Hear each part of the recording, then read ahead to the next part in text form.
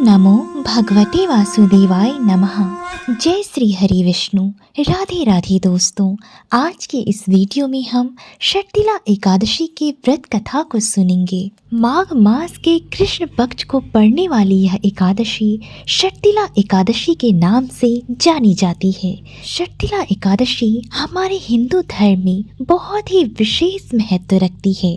माना जाता है कि जितना पुण्य कन्यादान, हजारों वर्षों की तपस्या और स्वर्णदान करने के बाद मिलता है, उससे कहीं ज्यादा फल एकमात्र षट्तिला एकादशी का व्रत कर लेने से ही प्राप्त हो जाता है। जो भी मनुष्य षट्तिला एकादशी के दिन व्रत रखकर पूरे विधि विधान से भगवान विष्णु की पूजा करता है, साथ ही केवल व्रत कथा का श्रवण कर लेता है, उसके सभी पाप नष्ट हो जाते हैं और जन्मों के बंधन से मुक्त होकर अंत में वह मोक्ष को प्राप्त करता है।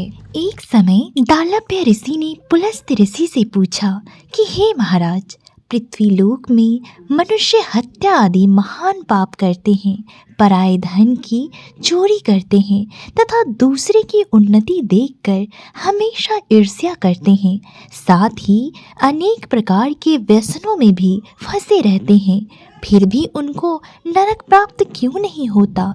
इसका क्या कारण है? वे ना जाने कौन सा दान पुण्य करते हैं जिससे उनके पाप नष्ट हो जाते हैं। तब पुलस्त्य मुनि कहने लगे कि हे महाभाग, आपने मुझसे अत्यंत ही गंभीर प्रश्न पूछा है। इससे संसार के जीवों का अत्यंत भला होगा। इस तत्व को जानकर मनुष्य को माघ मास लगते ही स्नान आदि करके शुद्ध रहना चाहिए। इंद्रियों को वश में करके काम, क्रोध, लोभ, मोह, अहंकार, ईर्ष्या तथा द्वेष आदि त्याग कर भगवान का स्मरण करना चाहिए।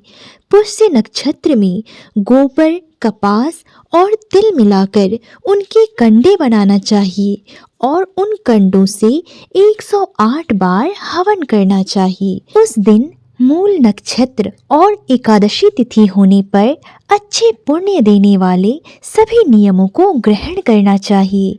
स्नान आदि नित्य क्रिया से निवृत्त होकर सभी देवताओं के देव श्री हरि विष्णु भगवान का पूजन करना और एकादशी व्रत को धारण करना चाहिए। रात्रि को जागरण कर श्री हरि के स्मरण में अपना ध्यान लगाना चाहिए। उसके दूसरे दिन धूप, दीप, नैवेद्य आदि से भगवान का पूजन करके खिचड़ी का भोग लगाकर इसके पश्चात पेठा, नारियल, सीताफल या फिर सुपारी का अर्घ देकर स्तुति करना चाहिए। हे भगवान, आप दीनों को शरण देने वाले हैं, इस संसार सागर में फंसे हुए का उद्धार करने वाले हैं। हे पुंडरीकाक्ष, हे विश्वभावन, हे सुब्रमण्यम, हे पूर्वज, हे जगतपते, आप लक्ष्मी जी सहित इस तुच्छ अर्घ को ग्रहण करें। इसके पश्चात जल से भरा कुंभ ब्राह्मण को दान करें तथा ब्राह्मण को श्यामा गौ और तिल पात्र देना भी अति उत्तम होता है। तिल स्नान और भोजन आज के दिन दोनों ही श्रेष्ठ होता है। शास्त्रों के अनुसार इस प्रकार जो मनुष्य जितने तिलों का दान करता है उतने ही 1000 वर्ष तक वे स्वर्ग में वास करता है। षट्तिला एकादशी के दिन तिल स्नान, तिल का उबटन, तिल का हवन, तिल का तर्पण, तिल का भोजन और तिलों का दान, ये तिल के 6 प्रकार हैं। इन प्रयोग के कारण यह षट्तिला एकादशी कहलाती है। कहा जाता है कि इस व्रत के करने से अनेक प्रकार के पाप नष्ट हो जाते हैं। इस प्रकार पुलस्त्य ऋषि कहते हैं कि षट्तिला एकादशी के महात्म्य को मैंने आपसे कहा है। अब मैं आपको षट्तिला एकादशी की कथा सुनाता हूँ। एक समय नारद जी ने भगवान श्री विष्णु से यही प्रश्न किया था और भगवान ने जो षट्तिला एकादशी का महात्म्य नारद जी से कहा था सो मैं आपसे कहता हूँ। भगवान श्री कृष्ण ने नारद जी से कहा कि हे नारद, प्राचीन काल में मृत्यु लोक में एक ब्राह्मणी रहती थी। वह सदैव व्रत और धर्म कर्म में लीन रहती थी। अनेकों व्रत करने के पश्चात भी वह कभी भी देवताओं या ब्राह्मणों के निमित्त अन्न या धन का दान नहीं करती थी। मेरी अनन्य भक्त होने के कारण वह मेरे सभी व्रतों को नियम पूर्वक किया करती थी। एक समय वह 1 मास तक व्रत करती रही और निरंतर व्रत रखने की वजह से उसका शरीर अत्यंत ही दुर्बल हो गया। वह ब्राह्मणी अब कुछ ही दिनों की मेहमान थी। तब मैंने सोचा कि यह ब्राह्मणी तो अत्यंत ही धार्मिक प्रवृत्ति की है। इसने अनेकों व्रत आदि करके अपना शरीर तो शुद्ध कर लिया है। अब इसे विष्णु लोक तो जरूर मिल जाएगा, लेकिन इसके अन्नदान न करने की वजह से यह ब्राह्मणी वैकुंठ लोक में रहकर भी अतृप्त रहेगी। भगवान ने आगे कहा कि ऐसा सोचकर मैं भिखारी का वेश बनाकर मृत्यु लोक में उस ब्राह्मणी के पास गया और जब मैंने उससे भिक्षा मांगी तो उस ब्राह्मणी ने मुझसे पूछा कि आप कौन हैं महाराज और यहाँ किस लिए आए हैं। तब मैंने कहा कि मुझे भिक्षा चाहिए। इस पर उसने एक मिट्टी का ढेला मेरे भिक्षा पात्र में डाल दिया और उस मिट्टी के ढेले को लेकर मैं स्वर्ग वापस लौट आया।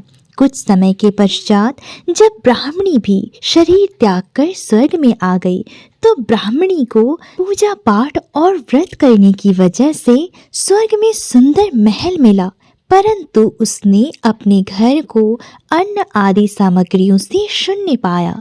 उसके महल में खाने के लिए कुछ भी नहीं था। तब वह घबराकर मेरे पास आई और कहने लगी कि हे भगवान, मैंने तो आपके निमित्त अनेक व्रत किए हैं, हमेशा आपकी पूजा पाठ में मैं लीन रहती हूँ, फिर भी मेरा घर अन्न आदि सब वस्तुओं से शून्य क्यों है? मेरे घर में कुछ खाने को क्यों नहीं है? इसका क्या कारण है? तब इस पर मैंने कहा कि पहले तुम अपने घर जाओ, वहाँ पर देवी स्त्रियाँ आएंगी तुम्हें देखने के लिए, और जब वह तुम्हारे घर पर आए तो पहले उनसे षट्टिला एकादशी का पुण्य और विधि सुन लेना, तभी द्वार खोलना। मेरे ऐसे वचन सुनकर वह अपने घर गई। जब वहाँ देव स्त्रियाँ आई और द्वार खोलने को कहा तब ब्राह्मणी बोली, आप मुझे देखने आई हैं तो पहले षट्टिला एकादशी का महात्म्य मुझसे कहिए। तब उसमें से एक देव स्त्री ने उसे षट्टिला एकादशी का महात्म्य सुनाया और तब उसने द्वार खोला। कहते हैं कि जब देवंगनाओं ने उसको देखा तो ना तो वह गांधर्वी थी और ना ही आसुरी, वरन वह पहले ही जैसी मानुषी थी। उस ब्राह्मणी ने उनके कथनानुसार षट्टिला एकादशी का व्रत किया, जिसके प्रभाव से वह सुंदर और रूपवती हो गई और उसका घर अन्न आदि समस्त सामग्रियों से युक्त हो गया। अतः ऐसा कहा जाता है कि मनुष्यों को सब प्रकार के आलस्य को त्याग कर षट्टिला एकादशी का व्रत करना चाहिए और लोभ न करके निस्वार्थ भाव से अन्न तथा तिल का दान करना चाहिए। इससे दुर्भाग्य, दरिद्रता तथा अनेक प्रकार के कष्ट दूर होते हैं और जो भी मनुष्य षट्टिला एकादशी के व्रत को नियम पूर्वक करके षट्टिला एकादशी के व्रत कथा को सुन लेता है, उसकी सभी मनोकामनाएं पूर्ण होती है, साथ ही मरणोपरांत उसे मोक्ष की प्राप्ति होती है। हे भगवान, जिस प्रकार से आपने उस ब्राह्मणी का उद्धार किया, उसी प्रकार से इस व्रत कथा को सुनने वाले, इस व्रत कथा को कहने वाले और इस व्रत कथा को सुनकर हुंकार भरने वालों की भी सदा ही रक्षा करना और उनकी समस्त मनोकामनाओं को भी अवश्य ही पूर्ण करना। जो भी भगवान विष्णु के सच्चे भक्त हैं, कृपया कमेंट में जय श्री हरे विष्णु अवश्य लिखें और अगर यह कथा आपको अच्छी लगी हो तो वीडियो को लाइक कर दें। साथ ही हर व्रत कथा से जुड़े हुए कथाओं को श्रवण करने के लिए आप हमारे चैनल को सब्सक्राइब भी अवश्य कर लें। जय श्री हरे विष्णु। राधे राधे। भगवान विष्णु आप सभी की समस्त मनोकामनाओं को अवश्य ही पूर्ण करें। बोलिए विष्णु भगवान की जय। एकादशी व्रत की जय। जय श्री हरि विष्णु। जय श्री कृष्णा।